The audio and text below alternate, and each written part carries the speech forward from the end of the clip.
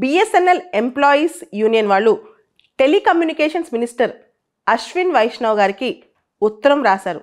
అర్జెంటుగా government intervene అవ్వాలని. 2022 సంవత్సరంలో బిఎస్ఎన్ఎల్ 75 లక్షల సబ్స్క్రైబర్స్ని కోల్పోయింది. ప్రతి నెల లక్షల కొద్దీ సబ్స్క్రైబర్స్ని మిస్ అయిపోతుంది. అందరూ కూడా బిఎస్ఎన్ఎల్ని వదిలిపెట్టేసి జియోకో ఎయిర్టెల్కి వెళ్ళిపోతున్నారు. అర్జెంటుగా గవర్నమెంట్ ఇంటర్వ్యూన్ అవ్వాలని చెప్పింది. దీనికి కారణం కూడా ఆ లేఖలో పేర్కొన్నట్టు తెలుస్తోంది. ప్రధానంగా ఇంకా బిఎస్ఎన్ఎల్లో 4G సర్వీసెస్ అనేవి రోల్అవుట్ అవ్వలేదు పూర్తి స్థాయిలో. ఈ సర్వీస్ సంబంధించి టీసీఎస్ వాళ్ళకి ప్రొక్యూర్మెంట్ ఆర్డర్ అవుట్సోర్సింగ్ ఇచ్చారు. అసలు గత సంవత్సరం బిఎస్ఎన్ఎల్ అంచనాల ప్రకారం అయితే 4G సర్వీసెస్ రోల్ అవుతే కనుక బిఎస్ఎన్ఎల్లో 20% రెవెన్యూ పెరుగుద్దని. కానీ 4G సర్వీసెస్ రోల్ అవ్వకపోగా ప్రపంచం మొత్తం 6G వైపు అడుగులు వేస్తుంటే ఆల్మోస్ట్ అన్ని సర్వీసెస్ 5G తెచ్చేసాయి. భవిష్యత్తులో 6G వైపు టెస్ట్ బెడ్ కూడా గవర్నమెంట్ లాంచ్ చేస్తుంది. ఈ టైంలో ఇంకా బిఎస్ఎన్ఎల్ 4G దగ్గర ఆగిపోయింది. 4G సర్వీసెస్ కూడా సరిగ్గా లేవు.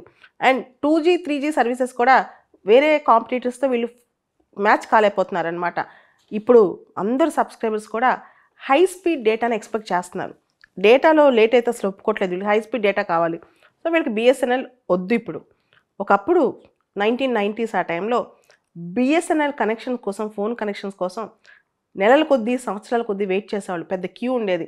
అందరూ కూడా 3,000 రూపాయలు, 5,000 రూపాయలు అప్పట్లో కట్టి ఫోన్ కనెక్షన్ ఎప్పుడు వస్తుందా అని ఎదురు చూసేవాళ్ళు. ఇంట్లో ఫోన్ ఉంటే కనుక అందరికీ పెద్ద పార్టీ ఇచ్చేవాళ్ళు. అటువంటి రోజులు పోయి ఇప్పుడు బిఎస్ఎన్ఎల్ నష్టాల బారిన పడింది. అందరూ బిఎస్ఎన్ఎల్ని వదిలేస్తున్నారు.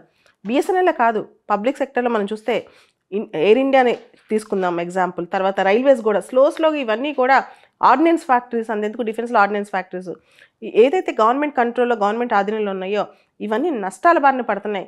లాభాలన్నీ కూడా ప్రైవేట్ సెక్టర్కి వస్తున్నాయి. దీనికి కారణాలు ఏంటి? అసలు బిఎస్ఎన్ఎల్ రోజు రోజుకి ఎందుకు ఇలా నష్టపోతుంది? 2005 సంవత్సరంలో BSNL market share 21%. Bharti Airtel share కూడా ఆల్మోస్ట్ అంతే ఉండేది అప్పట్లో. అయితే ఇప్పుడు బిఎస్ఎన్ఎల్ మార్కెట్ షేరు కేవలం 10%. రిలయన్స్ జియో, వోడాఫోన్, ఎయిర్టెల్ మిగతా 90% మార్కెట్ షేర్ని ఆక్యుపై చేశాయి. ప్రధానమైన కారణం ఇదొకటి. రెండో కారణం బ్యూరోక్రటిక్ ఫంక్షనింగ్.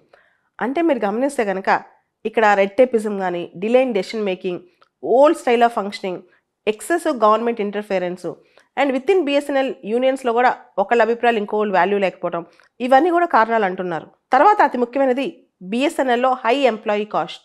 బిఎస్ఎన్ఎల్ ఎక్స్పెండిచర్లో 55 to 60% ఎక్కువ శాలరీస్కే వెళ్ళిపోతున్నాయంట. సో ఇది కూడా ఒక కారణం అని చెప్పొచ్చు.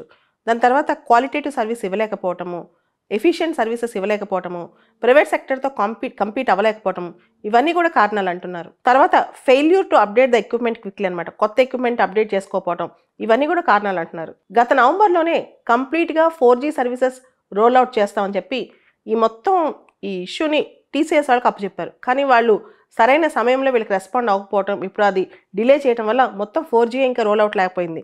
ఇప్పుడు ఇంకా 5G గురించి ఆలోచించే పరిస్థితి ఏది? మనం చూస్తే ఇతర సర్వీసెస్ వాళ్ళు ఆల్రెడీ 5Gలో కూడా ఎంటర్ అయిపోయారు. సంవత్సరం క్రితం ప్రభుత్వం బిఎస్ఎన్ఎల్కి రివైవల్ స్టిమ్యులస్ ప్యాకేజ్ కూడా ఇచ్చింది. అయినా కానీ డెట్ బర్డెన్ మాత్రం ఇప్పుడు దాదాపు 22,000 కోట్లు ఉంది బిఎస్ఎన్ఎల్కి.